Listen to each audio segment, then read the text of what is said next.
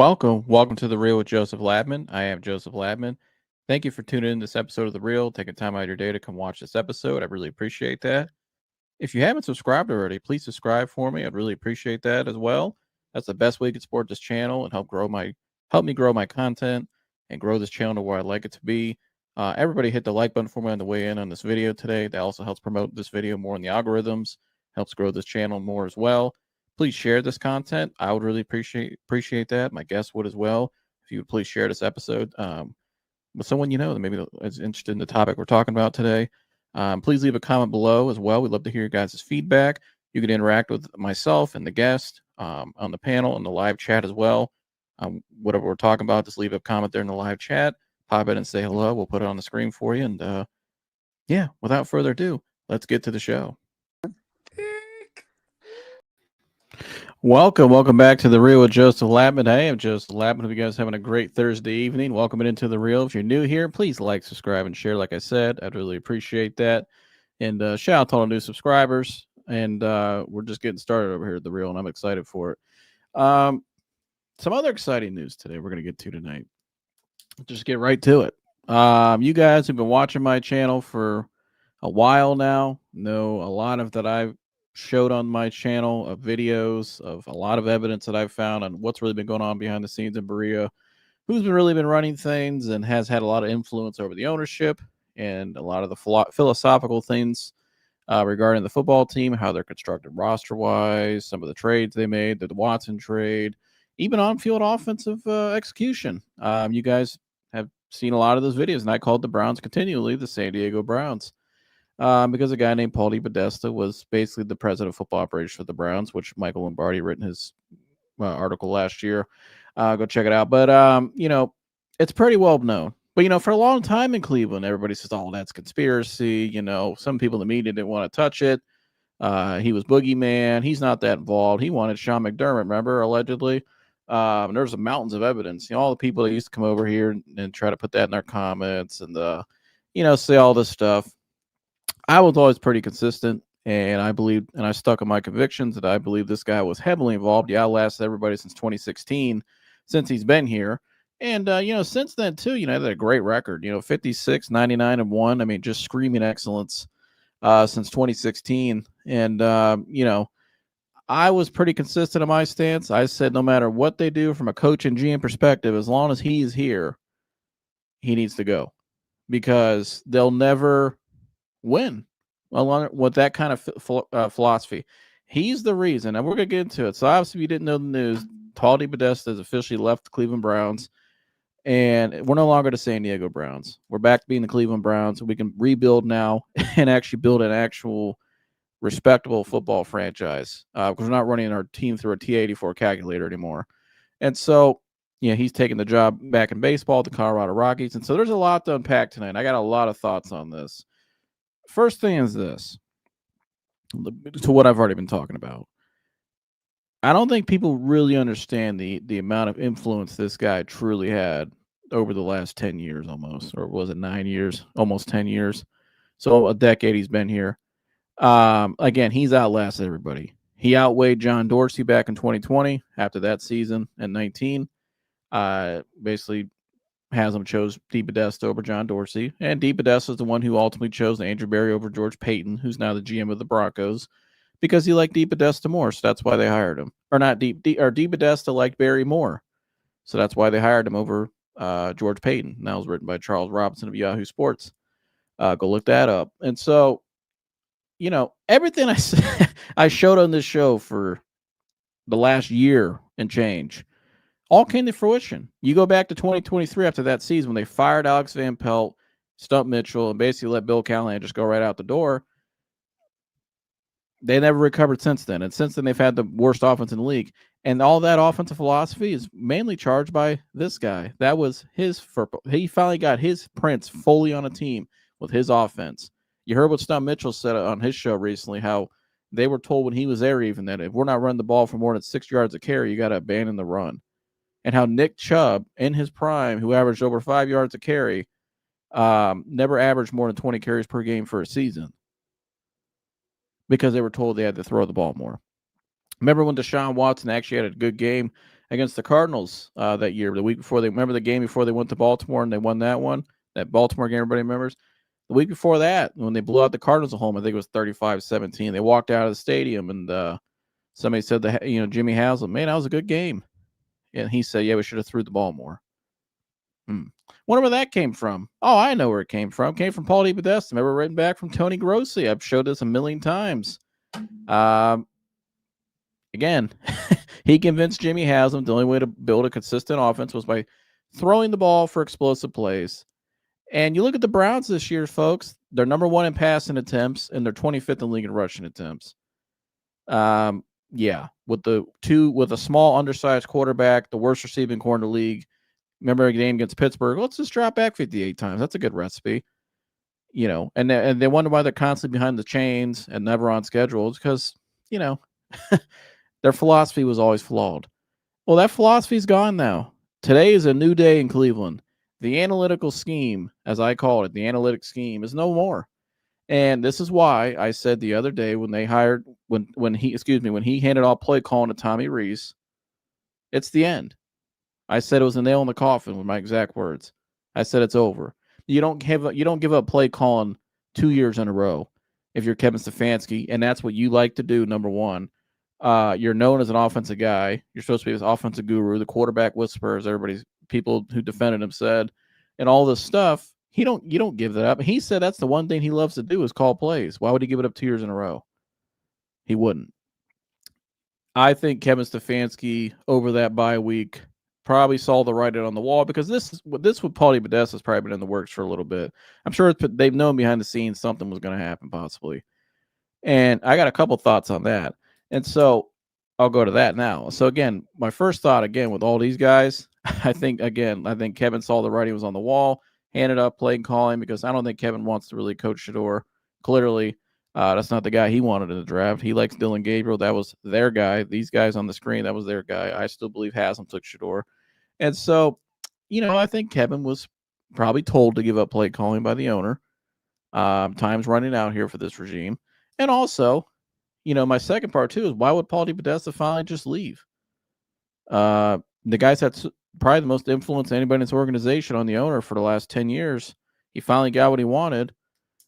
And all of a sudden he leaves. He's out. Why is that? I think because they knew they were gone after this year to begin with. So it's his way of getting out of here now. Let me go secure a job now. They all know it. And if one goes, like I've said, they all have to go because they were all in it together the whole time. All of them. They were all in it together. The analytic scheme, and it's over. I mean, I cannot tell you how relieved I was today for Browns fans when I saw this because, folks, it's nothing against Paul DePodesta, and analytics are a part of sports, and I think they're a good, useful tool. But they can't be the philosophy of everything you do, of your foundation, of scouting talent, of how you play on the field offensively. We're going to throw for X amount of times a game, and we're not going to, if you're not running for more than 6 yards of carry, we're going to abandon the run, all this stuff. And it hasn't worked out. It's been an absolute failure. They whiffed on the left tackle in 2020. According to Stud Mitchell, Bill Callahan wanted Tristan Wirfs, who looks like an all-pro, still down in Tampa. And he said, I want Tristan Wirfs. That's who I liked. And they said, okay, yeah, we'll take him. Who did they end up taking? Jedrick Wills. And oh, by the way, guess who was the first person to go speak to the media that night after they made that pick? Paul DePodesta. You know what he said? We got the guy we wanted all along. When Tristan Wirfs was still on the board at their pick. And that's who Bill Callahan wanted. And they took Jedrick Wills anyways. And look how that's panned out. And oh, by the way, going back to that thing with Tony Grossi, as you can see there, when he wrote this, I think 3-4 years ago, and people in the local media laughed at it, scoffed at it, and said, oh, he's not that involved. They always tried to downplay it. It was always kind of weird to me that you can never bring this guy's name up. You can never really look into it. Nobody in the media ever truly questioned it, a lot of them. They just scapegoated around it and just said, we don't know what he really does, and blah, blah, blah. Or they were just too afraid to say it for some odd reason. Or they just identified with him. And so, because that's their way of getting involved in the game too, is through computer numbers. So they identified with the guy. This whole analytic scheme made a lot of people in the media sound really smart for the last 5 years. So now that that's gone, we're going to find out who really knows what, and you're going to really see it. I'll just tell you that right now, especially if they get a real football guy in there. There's some people in media that are going to be not known. They're going to sound a lot different because the narrative's changing in Cleveland now, thank gosh. But as you can see right there, the last part there, it talks about that's where Deshaun Watson comes in. His whole plan when he finally got full control in 2020, he brought in his GM, he hired his coach he wanted, he had the ear of Haslam. They make the playoffs in 2020. No, we need to throw the ball more, right? So let's go out. They didn't like Baker Mayfield for some odd reason. Look how Baker's played right now. That's another strike on his column there. They didn't like Baker, so they ran him out. And so let's go get Deshaun Watson, who hadn't played football in over a year, had a boatload of allegations. Let's give him $230+ million fully guaranteed, and then try to fit him into the system we want to run. And right. And so you saw all that work. Their whole plan was the Deshaun Watson air raid scheme. That was their whole plan. Because Jonathan Jones of CBS Sports, like I've shared, wrote back in 2022 that there could very well be coaching staff changes very soon, right? And that eventually happened. They fired the whole. Remember the Stump Mitchell, and they fired Alex Van Pelt, let Bill Callahan out the door, right? They did all that. So that eventually did happen a year later after he wrote that article, and it said that Haslam was fascinated with an air raid scheme. And how, it was a Tennessee offense in college he's an alumnus of and the big donor from. But really, it all traced back to that this was written back in 2021. And so this report by Tony Grossi was on the money the whole time, and it all played out to be true. You know what I mean? Their whole thing was Deshaun Watson and the air raid scheme, the analytics scheme. That was their whole thing, and it blew up in their face. It's the worst trade probably in NFL history. One of them, one of the worst ever in sports. They're buried in debt, and they got to pay him $80 million in cap money next year. There was no way out for these guys. That was their whole thing, and that's why when Deshaun Watson got hurt last year, Kevin Stefanski gave up play calling the next week, because Kevin Stefanski's whole role was to implement from San Diego through the front office out to that field. That's always been his role, is just to make sure everything's going as they want it to go. We're going to throw for X amount of games, just like we saw was it against the Pittsburgh 3 weeks ago, like I mentioned earlier. We're going to drop back 58 times. That's a philosophical problem. It's leaked throughout the entire building, but it all goes back to this one man. And again, it was written in articles. It was proven true. And now he's gone. Yeah, that was the Jonathan Jones article from 2022. When they wanted more of the air raid scheme. Remember that? And this was the Michael Lombardi, article he wrote last. Remember the game last year when Deshaun stunk up the joint against the Commanders and the whole team looked terrible. Remember he walked off the field, and he was talking about how the analytics would tell in the middle there. This is from Michael Lombardi. The analytics would have told them to re-sign Flacco, improve their offense. If you support analytics, promote your analytics department, and have a president of the team, Paul DePodesta, who only worked in baseball, lives and breathes analytics, then how do you justify the support for Watson? And so, and then it went on to say, it's clear they only want to use the numbers when they support their position, and that position falls in line with a sunk cost fallacy. And that's what it was. We've been living in a fallacy in Cleveland, a football fallacy, for a long time. And it's over now. And Browns fans should be happy. And this isn't anything personal against Paul DePodesta. He might be a very nice man. But what he promotes, like it says there, what Michael Lombardi wrote, his whole thing is analytics. That's all he knows. That's how he's made his roots in sports. He don't know anything else. He really don't know how to scout a left tackle. He don't really know how to scout a quarterback. All he knows is what that computer tells him. And so you can't run a football team like that. A guy with that much influence that can't be your president of football running your team. And that's why we are where we've been. We had 1-31 seasons under his belt, 1-31. 0-16, 1-15. We're 5 and whatever. I think 20 something the last X amount of games we played. The last 2 years have been abysmal. And so, and then, I mean, think of it too. And all the guys that didn't go along with his crap, like Stump Mitchell, Alex Van Pelt, John Dorsey, Bill Callahan, Baker Mayfield, even players, they all eventually got ran out of town. And so, here we are now. Even other guys, T.C. McCartney, who was the quarterback coach for Baker in 2020, they moved him out of that room. I mean, so TC McCartney was the Browns quarterback coach in 2020, right? And that's when Baker had a really good year with this regime. Well, after that season, we saw there was a philosophical change they wanted to happen. They took TC out of that room and put him in another room. I think he put him in the tight ends room, and they put Drew Petzing, I believe, in there. And the only reason why people thought they did that is because the philosophical change happening in the building. But it was stupid because why would you, if Baker had great success and gelled really well, which was no behind the scenes with TC McCartney, why would you change that after the season they had? And guess what? When TC went to the tight ends room, David Njoku made his first Pro Bowl that next year, I believe, or made a Pro Bowl. Had a great season. Had another guy in the building they've let out.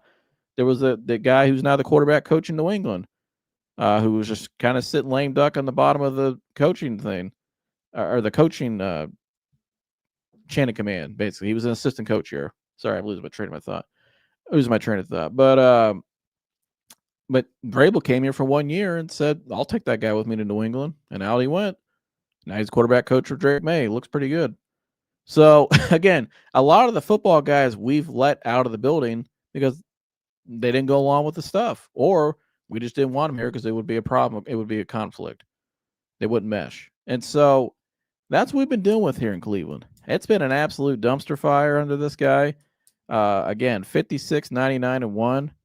And nobody in the media ever questioned it. They never had a lot of people in the media. I don't say nobody. There were people in the media that questioned, but majority of the local media, it was always hush, hush, hush. You could never bring it up.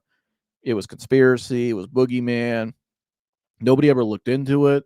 But let me tell you something. Now that he's out of here, the cat's out of here, you're probably going to see all kinds of stuff leaked to the media now of what really went on behind the scenes. And a lot of it's stuff I've displayed to you guys on this show. You're going to see it now written in articles probably, because there's probably been people in that building that have been waiting for this day for a very long time. I wonder why David Njoku was so happy yesterday. Maybe they had some insight of what's going on, because like I said on Mike's show the other night, if I notice it, if people around the sports football world notice it, like when the day they hired him, remember what Steve Young said when I played that clip?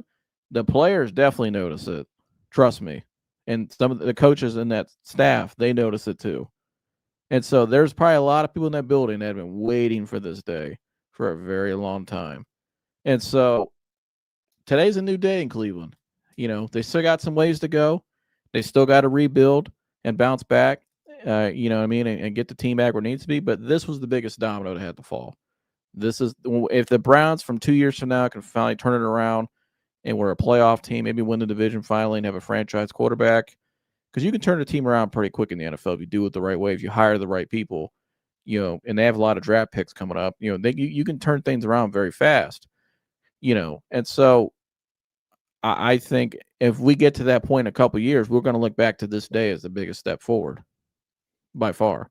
And so, and the reaction around the local media today was, this was live on the local radio 923 The Fan when the news broke. You could see just how relieved people were. Here's Nick Wilson and Jonathan Peterlin. Shout out to them. This feels like a step in the right direction. Now we can actually.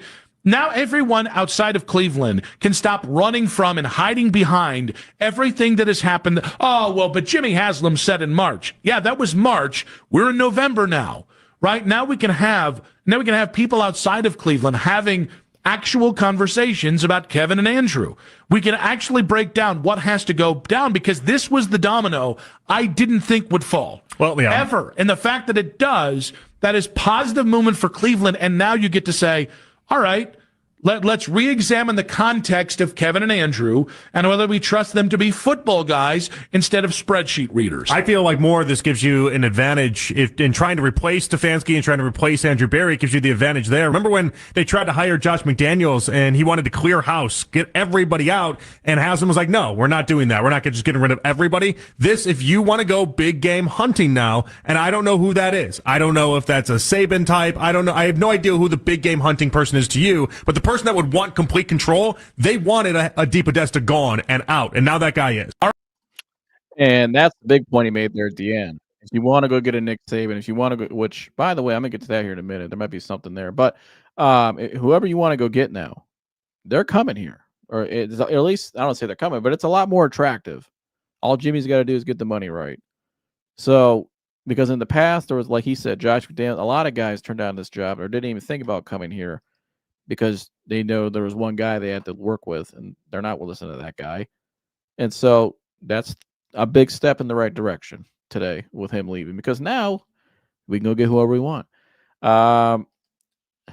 Let's see here. This is from Big Play Network. Nick Padone. I thought he had a good analysis today. Here's what he had to say. Big news out of Cleveland as Paul DePodesta is reportedly out as the chief strategy officer. According to reports, Paul DePodesta is going back to baseball. He's going to run baseball operations for the Colorado Rockies. And you'll probably remember that Paul DePodesta got his start in baseball, actually with the Cleveland Indians, before going to the Oakland Athletics and popularizing sabermetrics and analytics and Moneyball under general manager Billy Beane. He also spent some time as the general manager for the Dodgers for a year, and then spent some time in the front offices with the Mets and the Dodgers. But in the National Football League, Paul DePodesta was completely overmatched. He was the architect of 1-31, Hugh Jackson, some of the most dreadful Browns football that I've ever watched. He boarded the plane with Kevin Stefanski and Andrew Berry to pull off the unprecedented trade for Deshaun Watson to the tune of 3 first-round picks and $230 million. But what it means now for the Cleveland Browns is a change of the times, and nobody really knew exactly what Paul DePodesta did in Cleveland, but the one thing that we all know for sure is he had the ear of Browns owner Jimmy Haslam. Remember, Paul DePodesta led the coaching search that led the Cleveland Browns to hiring Kevin Stefanski and Andrew Berry in 2020. And since the team has struggled, they're 2-6 right now. They only had 3 wins last year. I think it's officially fair to question if Kevin Stefanski and Andrew Berry are safe in Cleveland. Well said there. And again, for all the people, I want to, again, I don't call a lot of people out, and I'm not calling people, but the media, the people in the media that scoffed at some of those reports that I've broken down and, tried to act like this guy wasn't that involved and tried to act coy about it. We don't really know. Blah, blah, blah. You heard what was it Nick Wilson said earlier, how people have kind of tried to skate around that for years. Let's see what they got to say now. Let's see how the narrative changes now. Because I bet you're going to see a lot of people that were saying one thing, they're going to be saying a lot different now. Because they have to. And so you can't, because I'm telling you, there's people in that building waiting for this day for a long time. But again, you kind of see what's the saying? What's in the dark comes to light at some point. Yeah, we're going to find out a lot of things here in Cleveland real soon now that he's out of here. But one thing's for sure, though, folks, we can finally get back to building a respectable football team now, because now we can bring somebody in here that knows what they're doing. And that's my thoughts on all this. Parent Jump, I was waiting for this. The boogeyman is fucking gone. Let's go. Excuse my words, but I was at work and I ran around my job. I was so happy to hear this. He never hated a man so much, he said. Ronnie, good to see you, brother. Joseph Podesta is out of here. There still might be hope. Hang in there, Cleveland. That's right, Ronnie. Today was a big, big day that I think if we do it the right way, Ronnie, we'll remember this day for a long time. This was the big stepping stone towards heading in the right direction. Dan, good to see you. The calculators have officially ran out of batteries. It's time to try some football fundamentals like running the ball. Damn right. One thing DePodesta has never done, win in professional sports. We just had to have him for 10 years. Just had to have him. Joining me now is the man, the myth, the legend, Sir Michael Antonese. Michael. Hello. Also joining us, always keeping it real. I'm sure he's been waiting for this day as well. He's sounded off many, many times on this show about this. Jersey's in the house. Jersey. Oh, yeah. That bastard's gone, finally. What's that? I said that bastard's gone, finally. All right. He's off to start. But, Mike, I'll start with you. And Jersey, you go right after him. Your thoughts on Paul DePodesta is officially gone. Yeah, I mean, I think a change in philosophy was needed after so long of kind of the same old song and dance with him as president of football operations. I know a lot of his stuff was talent evaluation. I know he had a lot of there were some rumblings about him like involved in scheme. The the Browns head of analytics is still employed. It's the same guy that they hired a little bit after DePodesta. So I don't think the approach and scheme or anything like that is going to change anytime soon. Maybe they'll kind of move away from it. Maybe Kevin will have more freedom. I'm not sure. But yeah, no, I think it's a overall like, a good thing for both parties. I think DePodesta has had more success in baseball. What he's good at is better suited in baseball. So I think, and the Rockies really need that more than any other MLB team. I know we're not really a baseball podcast per se, but just a little bit, that the Colorado Rockies are horrible. So hopefully he can help them get that playoff money, all that good stuff. But yeah, I mean, I think overall it's good for both parties. Depot goes back to the MLB where he's had a ton of success. I'm sure he'll do well in Colorado. And I also think that the Browns needed a little bit of a change of philosophy with the president of football operations. Since that's happened, there have been some reports that they might even promote Andrew to that position, and then Andrew might pick a new GM and then kind of go from there. That's actually been talked about a lot since he's moved on, which Andrew becomes president of football operations. A lot of people think Glenn Cook would become the GM, or the reports of you never know what Haslam's thinking. Maybe they do move off of the full regime. I don't know yet. I know that there are a couple differing opinions about the changing of play calling, all that good stuff. So I'm not sure. All I know is I think was in the best for the Browns. I think it was in the best for DePodesta in his career as well to get away from the Browns. Because I think he will do good with the Rockies. But yeah, I mean, overall, I think it was best for both parties. I not glad, not upset. One of those things that wish it would have worked out at. But it does open up some doors for new philosophies to come in there. Either maybe Andrew gets the promotion, which is being talked about, maybe a Saban or a Manning or some other name we're not even talking about. But yeah, I don't know.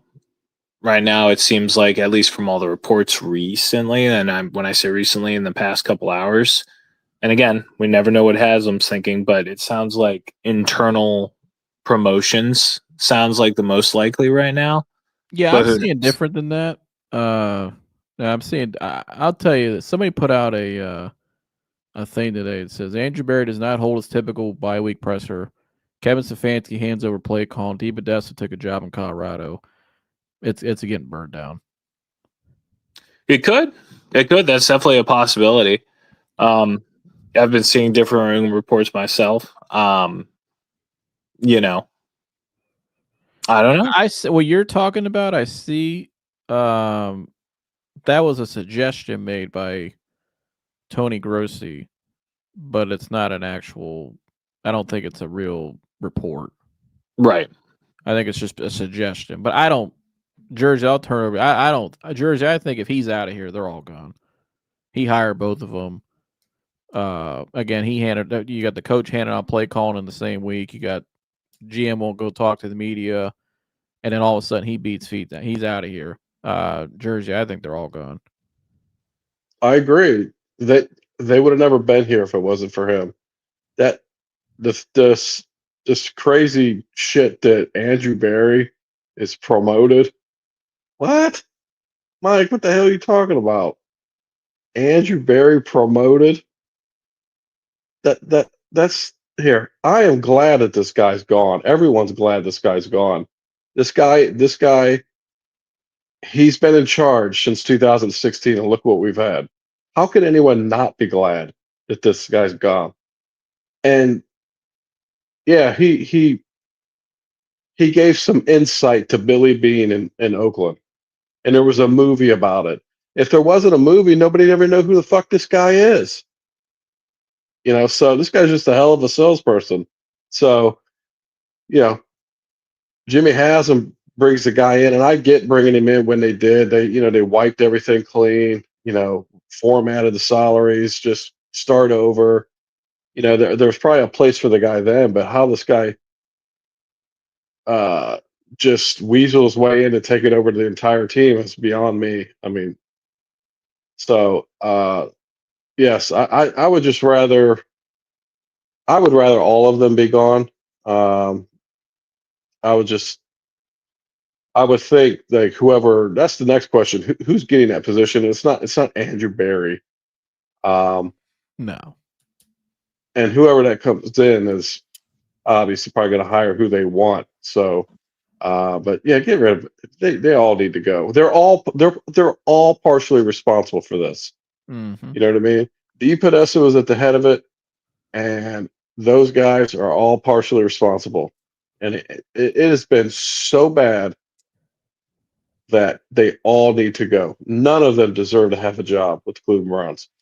For what has been put out there, you hear what they've done with personnel. Look at I hear today, Baker Mayfield, God bless the guy, get ready to lock down a 4-year, $280 million contract. Probably arguably the best football of any quarterback right now. One of them. Yeah, and this is what they just blew the guy out. I thought the guy's career was over when he was in Cleveland, and I'll be the first to say it. I thought he just looked like shit. I didn't think he belonged in the NFL. I was wrong. I mean, it's just what they did with this guy. They almost ruined his career. And if the guy wasn't such an underdog and battled his whole life, I mean, he wouldn't be he would have never been able to move on. Most guys would have never made it back from that. Almost all quarterbacks would have never made it back from that. So they blew that. Here, there's no merit to keeping any of them. There's zero merit. I don't think Stefanski is built to be coaching an NFL team. I think there's a place for him on a team, but he is not supposed to be on the sideline managing football guys.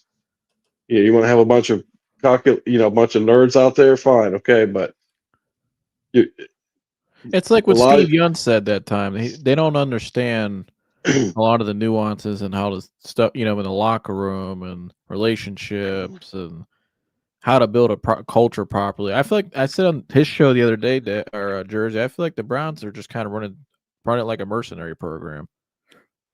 It is. That's how it feels. I mean, here, I think Kevin Stefanski, I mean, he's grown up around football. I just don't think he should be leading a team. I just don't think that's his position. Yeah, I think he's a little too passive from what it sounds like. He's a nice guy, but he's not very outgoing, which is people know that. I think he just seems a little too passive to be a head coach. Yeah, he just doesn't have that. He just doesn't have that attribute to lead an NFL team. And so, and Andrew Berry, there's a place for him. I'm sure he's good with figuring out ways to move money around, but should he be a GM of a team? It sure as hell doesn't seem like it. So, I would be. Today was a great day because that's the first person that needed to go. I've said it 10,000 times. To go. Yeah, and really, again, I'm gonna go back to what has he done? I mean, Mike, you say I'm sure he could do a great job in Colorado. Well, what makes you so sure? You know what I mean? I mean, what has this guy done? There was a movie made that was overly fabricated on what actually happened to. They left out of the movie that they still had an all-star in Oakland and some other key players that they just left out. Well, I mean, Billy Bean was the manager of the team. You know what I mean? Billy Bean was running the team. He was just smart enough to listen to this guy, and it made sense. But they didn't win a World Series. Just like Mike said, the guy's never had any success in the professional world. They didn't win the World Series. So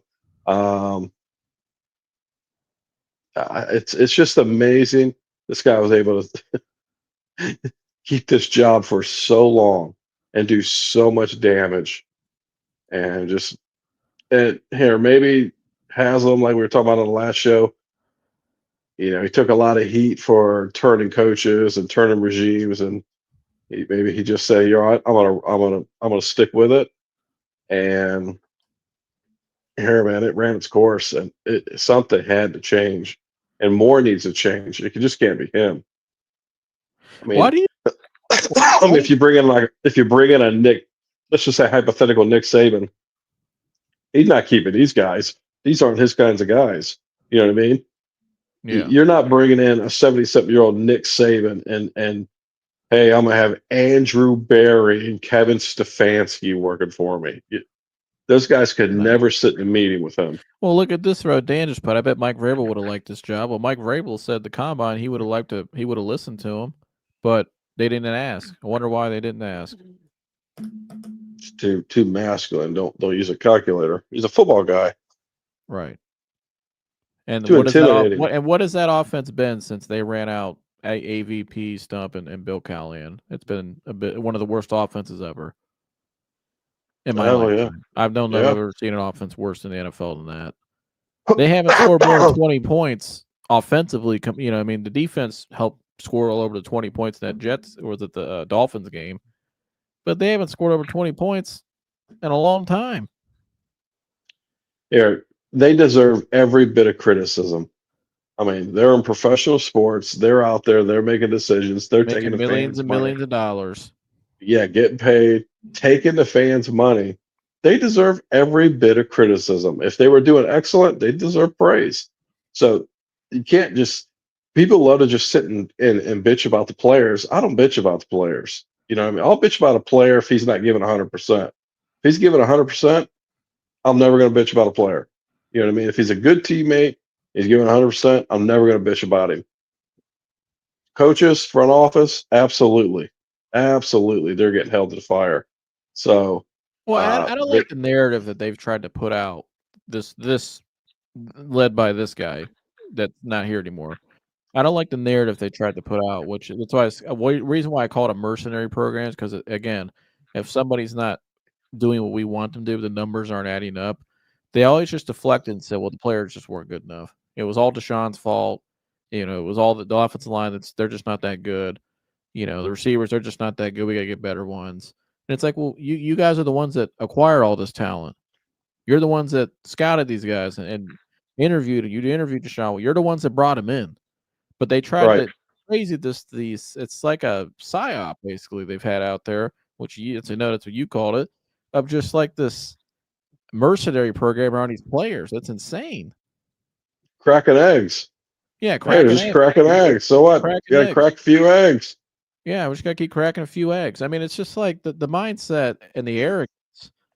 I mean, they act like they act like they were smarter than everybody. You heard Catherine Hickman before the season up there giving all this weird analogies, and everybody's like, "What the fuck is this?" I mean, it's just like they've done everything the opposite of any successful football franchise has ever done, but they act like they're the most successful one ever. And I want to ask you guys this, Mike. I'll start with you. Why do you think he just beat feet all of a sudden? I find that very odd. Like, why? I don't think it was just, I got a job somewhere else. I mean, this guy was here for 10 years and was the head of the organization next to the owner. And all of a sudden he leaves. I think that says a lot. Yeah, my thought on it is they probably let him know that they weren't going to be renewing his contract because it was up after the year. And most of his work is done in the off season, from what I understand. And again, I don't truly understand the ins and outs of his job.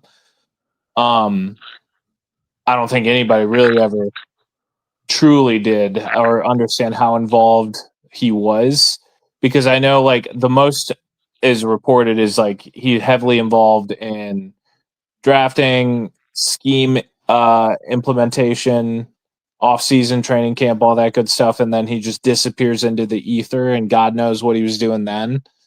As the chief strategy officer, he's probably very involved, but to what ends, we'll, like you said, we'll probably find out. As you know, maybe not a week from now, maybe not a month from now, maybe not a year from now, but we'll find out eventually. I think it's more like, hey, we're not renewing your contract. Feel free to seek employment elsewhere. And instead of looking like, you got fired, unwanted or anything like that, he did this for a mixture of optics and to make sure he secured another position. And I think Mike might be onto something there, because I think Haslam, again, Stefanski's giving up play calling. Barry's not talking to the media all of a sudden. And then now all of a sudden this guy leaves. I think there's one person that should protect their name more than anybody. It's this guy, because this guy, he's got an operation and a motive in sports that he's been getting by with for a very long time. So he had to beat feet fast. So it looked like he got fired or let go or didn't get his contract renewed. I think again, like we keep saying, I think, not to, reiterate the point, but I think Jersey, like what Mike just said, and you were saying, I said, I think they're all out of here. I think they all know it too. The writing's on the wall. And I think that's why he really got out of here, was maybe to try to protect his name still, because this guy, he's got to sell franchises on his model. Because there's a lot of franchises still that don't go for, would never give him the amount of power that the Browns gave him. Well, no, you're right. And if he's the last one out, he's got to answer questions. You know what I mean? Mm-hmm. He's got to go out there. So guys like him, those are questions that he probably couldn't answer. Yeah. Well, football related. Analytics can't answer it. You know what I mean? Yeah. So guys like him, that's what they do. When it's time to, face everyone or face the light or face the media, whatever you want, they get the hell out of town, because they're good at hiding and covering shit up, and most of all covering their asses, and so he can no longer do it. So and isn't it funny too, get the hell out of here. And isn't it funny, in 2019 there were certain people on networks in California, not going to say anything, you guys can put it together, they were saying constantly that John Dorsey and everybody had big egos and they need to get him out of there. And they praised a guy like Paul DePodesta and said, I would love to have a guy like that in my organization. And it's kind of funny back then how they ran, and you could clearly see now how they ran him out of town, and they said Dorsey had the big ego. But really, who had the big ego all along? Oh, DePodesta big. Here, when you sit and you're 9 years in a franchise of just year after year, just absolute shit, and you don't hold yourself accountable. Yeah, at some point you got to say, damn, man, this was 6 years, 7 years. I have not been able to turn this around. I have not done a good job. You know what I mean? I'm going to keep hiding. I'm going to control the media, what the media talks about. That's ego. You know what I mean? Thinking you're infallible, and you're right. He obviously thinks he's right about everything. You know what I mean? And so, Dorsey, you got to have a little bit of ego. Yeah, Dorsey had some ego, but fuck it. I mean, well, yeah, I would too, walking into that room every day with these guys. But he had the right ego, and he wasn't afraid to face the media. You know what I mean? No, so what? He didn't respect these guys. That's what I'm saying. He told this guy to get out of a meeting. Yeah, probably get the hell out. I'm not listening. Get out of here. Go make sure the coffee's ready. Yeah, I'm sure the players all had relationships with Dorsey and they respected Dorsey, and but not this guy. I bet you this guy barely knew any of the players. I don't think wasn't. I guarantee you, probably never had a relationship with any of them. And by choice, he didn't want to. No, because that's what analytical people do. They don't understand. They don't want to communicate. They don't know how to communicate. All they know is spreadsheets, and that's it. He knows everybody as a number, and that just doesn't work. You know what I mean? You got to. here, as much time as you're spending in a facility with 53 guys, and even more during the off season during camp. You got to get to know these guys. These guys got to believe you give a shit about them. You know what I mean? So people act like just because it doesn't matter whether you're making $15 an hour or $15 million a year. Everyone wants the same thing out of who they work for, or you know what I mean? Well, Everyone, it's just been a clown operation. I mean, they have no idea how to properly run because it's been led by this philosophy. You go back to the summer, they brought in 2 veteran quarterbacks and 2 rookie quarterbacks. One of them undersized, left-handed. You took in the top 100 picks. Another guy who's not your typical 5th-round pick. He's a star already. Before he comes to the NFL, a big following, which adds more, spotlight into the room and pressure.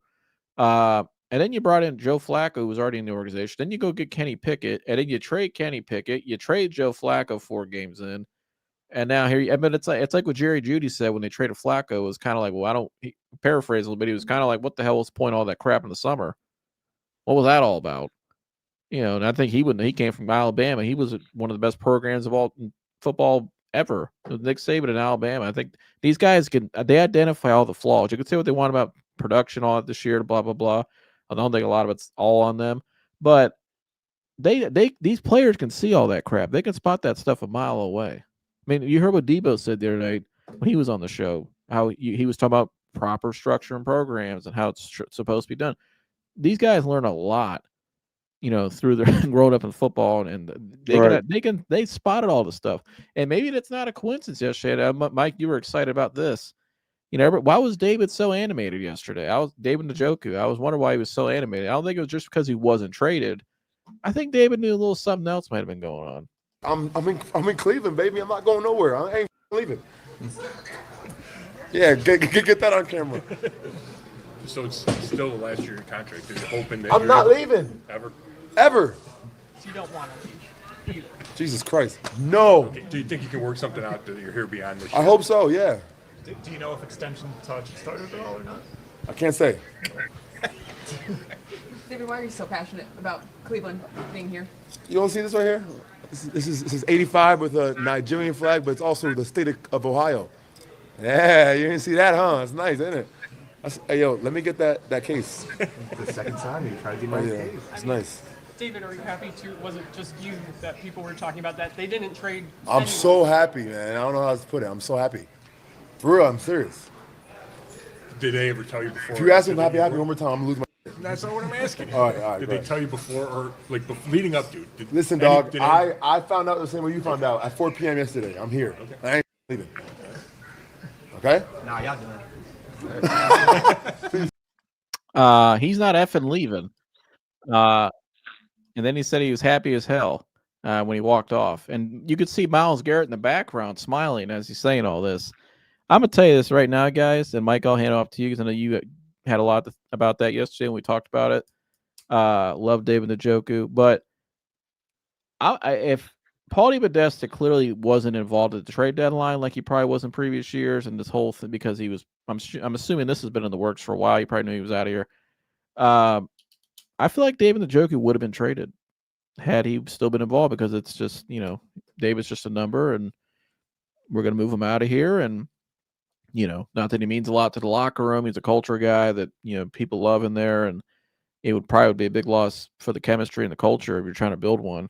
I would want a guy like David around if I can maybe rework his contract, get him back cheaper. I think two tight ends anyways nowadays in the NFL. A lot of the modern offenses are.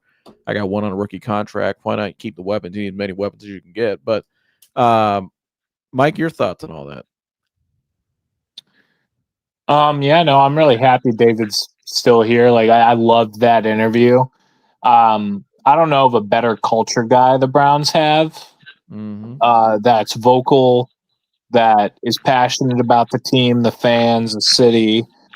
Myles is that guy, but in a way, maybe it's because David's trade request was a very long time ago, right? I think we all remember the first couple of years he was here, but that was many, many, many moons ago at this point. He's been in Cleveland, 7, 8 years now, something like that. Since 2017. Wow, yeah, 8 years. 8 years. Yeah. He's one of your longest tenured players. His trade request was a very long time ago. Very different. I think Miles will get back to the point where David's at now in a couple of years, but that letter might still be fresh in some heads and whatnot. But I don't know if there's a better culture guy. And that made me want to run through a brick wall. I really hope they do sign him, for another 3-year extension, which will probably be take it to the point of nearing the end of David's career. But man, I'm so happy David's still here. If there were 2 guys on expiring deals I wanted to keep, it was probably David Njoku and maybe Wyatt Teller. Obviously Joel's deal is expiring too, but he's going to retire at the end of the season. But yeah, man, I'm so glad 85's still here. He's awesome. So important to that locker room, and just like, he's almost like he's almost like he this is going to sound funny, minus the extra 150 pounds of muscle and the sheer talent. He kind of reminds me of me and his fandom. Like, he's like the ultimate Browns fan who is able to become a football player. Because anytime anybody sees him out in the wild and asks him about the Browns, it's like, dude, we're not that far away. We just need to do this, this, and this. We're not that far away. We got this. Like, I know we got this. Like, I believe in it. He's just the ultimate culture guy, man. He really is. And it really goes back to 23 at that Jets game at home when we knew we were going to the playoffs, and he's like, hanging out with the fans. He's freaking, somebody hands him like a half-finished beer that was just left on one of the seats, and he drinks it. Probably not the best idea to do that, David. But did that, hung out in the Muni lot, was doing shots with fans after the game. Just an ultimate Cleveland guy. And maybe he would have been traded if Depot had a say. I'm glad he wasn't. That's somebody you just, he's having a down year, but so is everybody else because the offense has just been anemic and the quarterback play has been bad. But, he still has immense talent. And that's someone I hope can just stay in Cleveland the rest of their career. Jersey? No, I'm glad he's here. If you got you have a guy that talented and he wants to be here, you want the guy here then. You know what I mean? You don't want to get rid of a guy like that. So, it's, and I like here, like you said, you got to have 2 tight ends like that. You got him, you got Fannin. I don't know what the hell I think it would have been crazy to trade him, and it's just like that's a guy, like Mike said, it's a cultural guy. If you can get the right people in place in the front office, down on the sideline, you could have a competitive football team in the next couple of years. You know what I mean? Uh-huh. And you got to have guys that have been around in that building to do that. You just don't want to start completely over. So you want to have a joke, you want to have a Miles, you want to have Denzel Ward. As long as you don't get another concussion, you got to have it to do that. You got to have those foundational guys there that have been through the hell. You know what I mean? And it means something to them to wear that. I said this on Mike's show. Yeah. It means something to them to wear that orange helmet, and that's important. You got to have those guys. You don't build a culture without those guys, right? And that's just what Mike said. That's what not only is he a great player, but it's for culture, So I love seeing that, and he knew, he absolutely knew. You know what I mean? Yep. He was happy as hell, man. He had just got some great news. Yes, I wonder if they got the other half of the news too. I wonder if they have an idea who's going to be put in place. Well, that's what I want to talk about here before we wrap it up here, Stu. But and is that why he said I'm never leaving Cleveland? Because he figures maybe he's got an idea what's who's what's coming, and he wants to be here the rest of his career. Well, that's the thing with all this now because Sunday was already interesting, Mike, with Tommy Reese calling plays. I don't know, not that I think there's be a whole new offense or anything because you can't, but it's interest, right? We know Shador's probably getting closer to coming on the field soon, but now this element, I mean, like those guys said on the radio today, now we can really evaluate these guys. Are they actually football guys? It's Stefanski and Barry. We're going to see what they really are now, which I think I don't. Yeah, you're not firing anybody mid-season, but I think it's probably perfect timing that he left now because I think they do deserve an opportunity. I think to see. I want to see what they are without him. Who knows? They might be really good. Yeah, I mean, maybe things improve. Maybe Kevin looks a lot different. I don't know, but I want to see it. I mean, we're already 8 games in, so the hell with it. What does it matter at this point? Not if we're going to win a lot more games anyways. So this season, because the team and roster, it's too far. We're too far in the season already. I don't think to do anything like major, but I want to see what it looks like. What do you guys think of that? Yeah, no, I agree. Go ahead, I agree. Mike. I was just gonna say, yeah, no, I agree. I mean, it could very well get better. I always thought it was weird. I don't know. My headcanon with Tommy Reese calling plays, I kind of think Kevin wanted him to do that eventually, just because Tommy's been in the booth for weeks. And every time Kevin's had an offensive coordinator where he knew he really didn't want to hand off play calling to, they were always on the field with him on the sideline. Well, that's not to cut you up, but to add to what you're saying, because I think you're honest. But that's what we're going to figure out is what's really going to go. What's really been going on. We're going to find out because we're going to how Kevin talks in the media, right? Are the actions from him and Barry going to be the same as they were the last couple weeks? That will be a lot telling. That's what we're going to find out. What's his body language when Shador's in there? We're going to find out a lot of what's really going on here. If I had to bet my money, though, I would still say they clean house at the end of the year because I think you have to. I think Haslam's already planning that, in my opinion. But go ahead. I'm sorry. No, you're fine. No, but that was just kind of the gist. I think they deserved that chance. If I had to put like who's more safe than someone else, like I still think Andrew is more safe than Kevin, at least right now, just because the last draft class was so good. And now there are devil's advocate arguments to that. He, even though the class is great, he didn't address positions of glaring need in free agency or the draft, and that's a fair criticism, as good as the draft class was. So I don't know. We'll see. If they do clean house, I just hope that the head coach is Clint Kubiak. I'm all for that. We'll get to that in a minute. We'll sorry, I'm getting ahead. No, you're good. Go ahead, Jersey. No, I agree. I did. I think they should go from here at this point today. I say Stefanski and Barry should be gone. But I also told Mike today when it was announced that DePodesta was out that I do want to see Stefanski be able to coach and run the team the way he wants to. I know he hasn't been able to. No, which remember what Stump Mitchell said. He said when he came here in 2020, he had that Minnesota philosophy he was in. That's why they ran the ball so much, and all that stuff. But look how good they were that year. And then all of a sudden it switched. And we saw the report earlier. Remember we saw the Tony Gross report that people laughed at back then and said it was fake news. Well, that actually came true.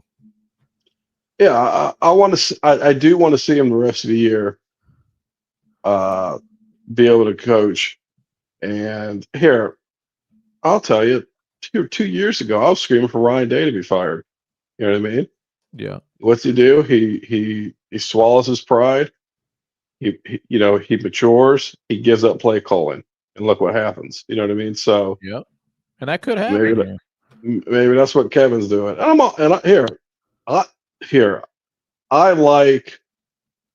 like Kevin Stefanski, like the person that he is. Yeah. You can tell he's a first class guy. But so far he just hasn't shown me they should be on the sideline. Now, has he not been able to? You know what I mean? Because of the jackass that just left town. So that's here. He gets half a year now. Let's see what he does. And if they look like a completely different team, and then I would say here, don't get rid of him. You know what I mean?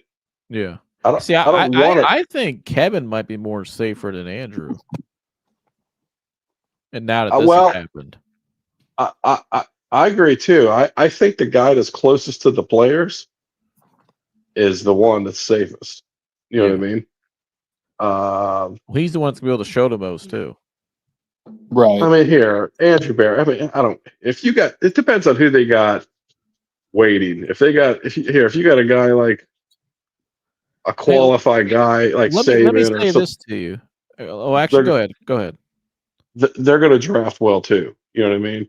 Yeah. So I mean, there's more than just yes, drafting is very, very, very important, but it's all about the culture. You know what I mean? And it's all about leading. And it just doesn't seem like Andrew Barry is a leader. Well, let me ask you this. And I mentioned this to Mike today. There's a certain somebody who has a house in Cleveland, right? Who got ran out of town by this guy. Could they bring back John Dorsey? Because let me tell you this.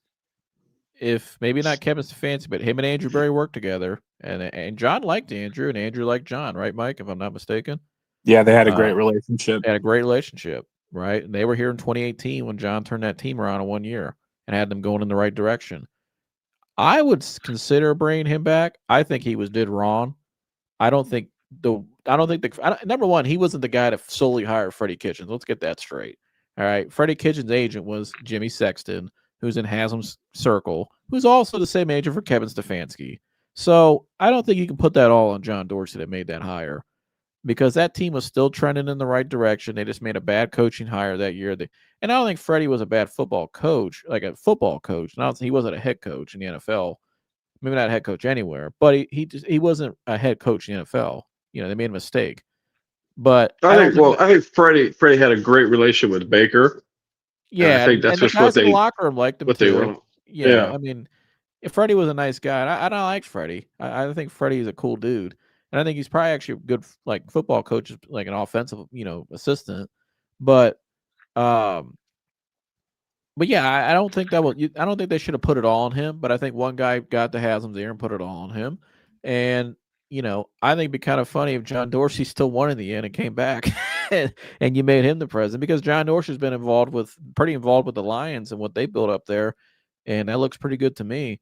I think Andrew's really good with. I think Andrew's calculated with trades pretty well, in terms of how he executes them and with money and stuff. I want to see what Kevin is now as a CEO coach, which is what he's going to be now. He's not calling plays, which I've been screaming for that for a while. I think that's his biggest downfall. I don't think he can manage both. That's just my opinion, but I think we're going to see that. And so, what if you throw in a guy? Because one thing John Dorsey was a hell of a job at, even the people that criticized him that I mentioned earlier back then, said he has an eye for talent, and he understands locker rooms, chemistry. He understands all that stuff, the stuff that I think we've been missing. And that's a guy I would consider bringing back, because he still lives in Cleveland. I think he was did wrong. And I think what if he came in and joined these guys, because these guys, I don't know about Kevin, because I don't know his relationship with Stefanski, but he knows Barry, and we've seen Haslam with Barry all year. I don't know what that means, but like we saw him at the Ohio State Texas games down the sideline scouting those guys, obviously, but maybe that means something, maybe it doesn't. I don't know, but I would consider John Dorsey. Nick Saban's a name. I know people have floated out there. Obviously, he's been a head coach. I could see Nick Saban going into a president of football role, because he's a guy who obviously can scout talent, knows how to run a program, put stuff together. Maybe he has a relationship with Andrew Barry. I don't know. I know him and Kevin and Jimmy Sexton, they're all kind of in the same, cliques. Maybe they all work together there too. Whoever they bring in, though, I do believe their big move. We all focus on head coach and GM. But I do think the big move is going to be they're finally going to hire a president of football operations, and it's going to be somebody big. Could it be John Dorsey coming back? Could it be Peyton Manning, who they tried hiring in 2017, even when Paul was here? And Peyton at that time said he didn't want the job, but the door was never closed. Maybe they run it back there. Or is it Nick Saban? Or is it somebody else maybe we're not thinking of? I don't know. But I do think if these guys can show, I'm still right now would say that I would say 60% right now, Barry and Stefanski are still out here at the end of the year because I think Haslam's just going to have to clean house. Because I still think they're at the end they're still tied to this guy, but they have a chance to show otherwise, and maybe we'll find out what really was going on. We're kind of just going off what we know up to this point, and that's why I keep saying, and Mike was saying, and Jersey's saying, maybe we're going to find out what's really going on, and we're going to get a really good read on what's been happening for a long time. Right. Jersey, you got anything to add to that? Well, I think sometimes when you have a guy like Dorsey who's just an instinctive guy, can take the temperature of the locker room. He's one of those guys. Sometimes you can have a guy like a Barry that's not so much that guy, but the nerd, the data nerd, like we sit and talk about, you know what I mean? They need each other, you know what I mean? So like I had a guy. Well, not and where I'm at now. I do think Barry is not as much as that lame like this guy on the screen. I think he's got a balance of, because he did work under Howie Rosen and was in the Colts back all those years, and they had Manning, and when they built those offenses, those high-powered offenses. I know he's with the Colts and had some high-powered offense. Maybe it was the Andrew Luck years, but he does have football too. So I think he kind of could be a balance if with the right guy.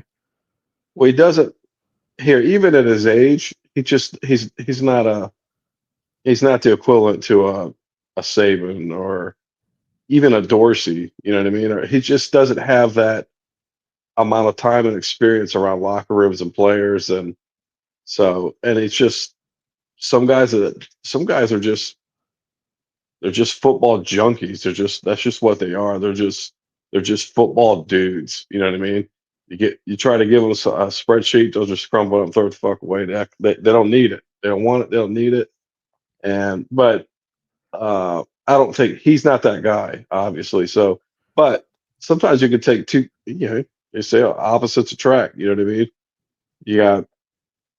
They seem very opposite, but that it seemed to work before. So, you never know. I mean, there's certainly a place for a guy like Barry, but again, I don't think it's running a football team. Well, I don't think it's a GM role.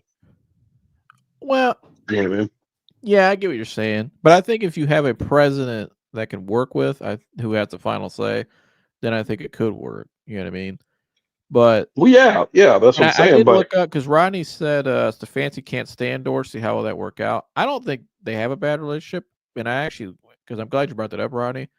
Because I Googled here, Mike, I don't know if you remember this, but back in that search after 2019, actually it says here that John Dorsey is credited with he was the one who identified Stefanski as a potential coaching candidate. He was the one that identified him. So that's interesting to me. Yeah, I don't know. Yeah, Dorsey was the initial run on Stefanski. Yeah. Yeah, who knows? I mean, and it's kind of funny the two candidates that came down to, they both had the same agent. But anyways, I'm just saying. Anyways, but it might not matter. Good to see you, Wally. Dorsey might say, "Here, I'm never coming back to that fucking place after what you did to me." You know what I mean? Yeah, I don't know. Maybe not. I mean, it wouldn't be the first time we've seen that happen. I think there's been times in sports. I mean, Phil Jackson went back to the Lakers, didn't he, at one point? I mean, you know what I mean? Stuff happens, but yeah, I think John Dorsey, though, that probably bothers him because he wanted to be the guy. And that's why I loved him. He took pride in wanting to turn it around. He used to call it the sleeping giant. You know what I mean? And he brought a swagger and a pride and a culture back in that short time he was here. I think I would consider it. You know what I mean? I'll say if you're going to bring back these two guys, that's the guy I want in there because he has a relationship with them. Yeah, but Is he the right guy for that role though? You know what I mean? I think he Like could be. he's not in that role in Detroit. You No, know what but I mean? So he's had ample amount of years to really probably grow more being up there because he you does just give heavy you input. the person that goes in that position has to be a builder. Yeah, they have to be a builder and someone that can Well, do you think build. he was building when he was here for 2 years? I don't know. That's what I was thinking about. I just don't know if he was. Because I I thought the just first don't year he did a pretty know. good job building. I mean, he was building. I mean, that's why they Yeah, but that there show was called Building the Browns. there was still a lot of dumb shit going on. I just don't know. I don't know. I'm sitting there like here when I think of Saban now, the guy's a builder. I mean, look what he did Yeah, at Alabama. You know what I mean? yeah, without a doubt. Which I would not I'm be not mad at by any means. Trust me, that'd probably be my first choice still is Nick Saban. right. But There's I'd you got to be on be the able to phone right now. build a program, and that what that means is a culture, and that's what he did because Alabama was basically non-existent for a long time, and so he did that. And there's other guys that do that. I just don't know if Dorsey is that guy that establishes the culture, and I don't know because, like I said, there's still a lot of dumb shit going on here. So There great was, talent but I don't think it evaluator. was all. I mean, there was, but I don't know if I would put it all on. I don't think people really realized what was truly going on behind the scenes back then. But I, I do think he can build a culture because he did do it for. I mean, that short period he was here, he had them to a point where people really thought that we could we could win a championship if we built this out correctly. That's the first time I ever felt that in my life. So Yeah, yeah, as a fan, he had that in that direction. You know, I don't know, but again, maybe not. I still think at the end of the year they clean house completely as of right now, and I would say a guy like Nick Saban or Peyton Manning could be very well in the play. We've already heard Nick Saban's name mentioned with the Browns because he has a relationship with Haslam. He's in the council with Haslam, so with the Mannings. So that's definitely going to be interesting to see what happens. You know, I even mentioned too if you hire Nick Saban as a president or something, or you know, I could see a guy like Steve Sarkisian being involved as a head coach because I know he wants to come to the NFL. And guess who his agent is? Jimmy Sexton. So, you know, that's a name to keep in mind too. I don't know. He's been in the NFL before. His offenses were averaging 30-something points in Atlanta. I mean, I think he wants to get back to the NFL from what I've heard. I know some other people feel like that too, that a lot of college coaches want to come back to the NFL. They want to get out of college. So that's something to keep an eye on as well. hell, even Ozzie Newsome. Well, I'd love Ozzie, but I don't know if he'd come out of retirement. But Yeah, I don't know. Maybe not, but I mean, here he did a great job and oh yeah, undeniably did a great job in Baltimore. So yeah. Mike, you got any more names, buddy, you could think of? Or you got anything else you want to add here? The only like coach that I'd want them to replace Kevin with, probably Clint Kubiak, big Clint Kubiak guy. Why is that? I'm just like, why him for you? Just an insanely good offensive mind. Amazing play caller. He's really turned it around in Seattle. Got them humming. Really good at identifying wide receiver talent. Comes from a great coaching pedigree. Obviously, his father was a great Gary Kubiak. He's built on a lot of what his dad's scheme is. Sam Darnold looks just as good as he did in Minnesota under Clint Kubiak. I think that would be my favorite coaching pick. But as far as like general manager, there really isn't any names. Now, president of football ops, maybe a Nick Saban would work in that kind of role. If he would take the job like that. I know Peyton Manning's flirted with the idea before. Don't know if he'd take the job. I know he's super involved with like media right now, but there are some names. I wouldn't be surprised though at the end of the day if it's a name that none of us have really ever heard of or been familiar with. Thought of. Yeah. Yeah. I could see that. Yeah, I could see that being the ultimate outcome is it's just some guy that we've never heard of before and we have to dig into him to figure out. I think we're gonna know what's gonna happen the more the more reports come out the days following this today, because this was a stunner today for a lot of people. You know, like you heard what those guys said on the radio. Nobody was expecting this to happen ever. You know, even I, all the stuff I've showed about him and all that. You know what I mean? Is I'm like, I don't know if this guy's ever going to lead the organization because he's been here for so long. Well, is Haslam ever going to wise up and say maybe this isn't the guy to help lead my franchise with his philosophy? But the fact that it's over with now, and I don't know, Haslam last year, guys, was asked asked about extending him, and he was he wouldn't say when, if they would, or if they would announce it, but he said we want Paul in a rough. I'm paraphrasing, but Mike, remember he said they kind of want Paul here for a while. He said something along the lines of like we appreciate everything Paul does and has done for the franchise. It was something like that. Some like really aloof. It was kind of like down the middle. Like it was like 1 minute it was kind of like, well, I think he's out of here. The next minute he's like, well, we want him here for a while because we like him. We'll work. But he was here for a long time. Obviously, they liked him. But I don't know if they expected him to leave in the middle of the season. That's another possibility. Like maybe they and now that he's left, how does that change Haslam's thinking? Because maybe Haslam was running it all back next year. Maybe that report about Stefanski came out 2 weeks ago. Maybe they were just saying, you know what, we're just mailing it in this year. We'll try to tank, get a quarterback, blah blah blah, or whatever. And we'll just say, we made a bad trade, and we'll just keep running it back. Then all of a sudden, the guy leaves. He was the head of the snake, and it's like, now what does Haslam think? I think Haslam probably had an inkling this was coming because I think some of the reports we've seen with Nick Saban that came out from Coward before the year and stuff, that tells me Haslam's already looking ahead. He's had a plan B and C for the future. Jersey, you would know about this being in business, and Dan as well. How, what's your thoughts on that? You know what I mean?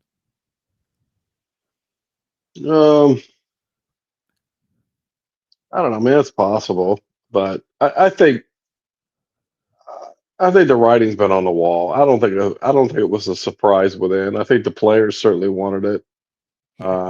Clearly. I mean, you got Miles throwing the fucking helmet on the sideline. You saw the Joker yesterday. He looked like he just walked down the basement stairs and turned around and looked at the Christmas tree at Christmas and saw the presents. And, he was just so happy. He looked like a little kid. And Miles is in the background smiling, by the way. Yeah. Yeah. So, I mean, I don't think it's the guy wasn't re-signed. I mean, it was a matter of just when, you know what I mean? So, I don't know. I mean, and the owner's always going to get up there and give that political answer. Right. You know what I mean? Yeah. So that's just what they do, as a respect, because if he gets up there and trashes this fucking guy, it doesn't look good. And the next candidate sees that, and you know what I mean? Yeah. So harder role to fill then.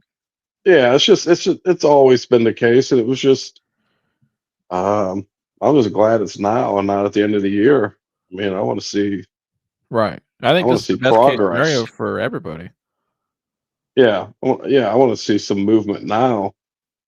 And so you got people in place for the off season.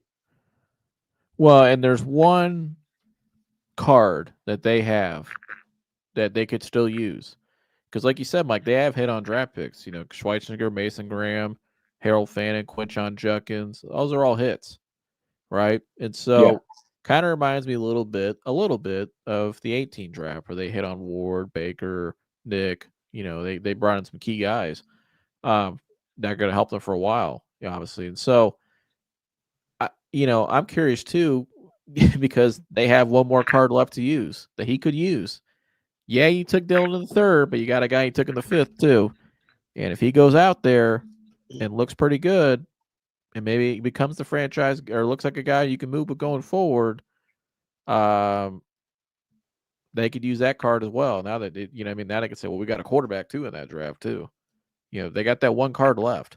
So yeah. And here, I'll say this right now: if Shedeur Sanders looks good, and he's the franchise quarterback, nobody's getting fired. I don't. That's what I'm saying. I don't see it either. That still doesn't mean you don't hire a president, but I think they're hiring a president either way. Yeah, they're gonna hire one. Yeah, they're definitely higher prep. What do you think about that, Jersey? Well, is the president going to be okay with that GM and that coach? Well, what if what's the thing? What if Shador looks like a guy who could be a franchise guy, and you can move him moving forward? You gonna fire those guys? If I feel like I'm upgraded, if I feel like I'm still upgraded, and it still works with him, still works with Shador, I'm not. I'm not. Those guys aren't untouchable. I mean, Right. Shador hasn't even played yet, and the most he's going to play this year is probably 6, 7 games at best. I don't need these guys. I'm not saying fire them right now. You know what I mean? But like I said earlier, the way it's looking like is they're going to be fired. But if something, I just don't see. Hey, I'm gonna bring in somebody a president of football operations, but you got to take these guys that aren't your guys. No, I agree. You know, when No, you and take when you I'm just throwing that out there. All I'm, but it could. What I think it could go the other way though, because what I would be saying if it was me would be if Shador went out there looked well, be like, why the hell did this guy not play before the guy you took in the third round? Why'd you take him? Why'd you take the guy in the third round over him? Number one, and why is he out on the field before Shador? right. It'd be really a bigger indictment on them in the end. Oh yeah. Well, here, yeah, we already know that. But again, I just would find that odd. Let me bring in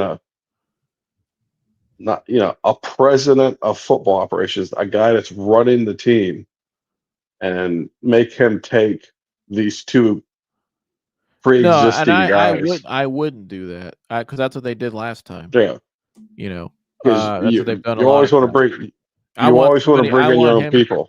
Yeah, you're the guy. You're in charge of what happens. I agree with that. So But I'm just saying the Browns could do otherwise because it's the Browns. But I don't know. But yeah, I mean, it's gonna be interesting to see for yeah, sure. my phone's about to die, so I'm gonna Well, we're about done jump off. anyway. So, Jersey, I'll let you go. I appreciate you Yep. as always. Mike, we'll wrap it up. Obviously, big day today in Cleveland Browns news, Cleveland sports. I think this is a day, Mike, that we'll probably look back on for a long time and say maybe this was the turning point. Whatever Maybe, direction it goes. hopefully. But yeah, you got any final thoughts, Mike, or would you like, subscribe, and share, or what? I mean, My final thoughts are to thank the people so much for watching. If this is your first time here, please leave a like, subscribe, share this content if you would be so willing. It helps the show out a lot. We're still up and coming, but we're growing relatively quickly, pretty quick, and we're really happy about that. Thank you to all the new subscribers and the old. We appreciate you all.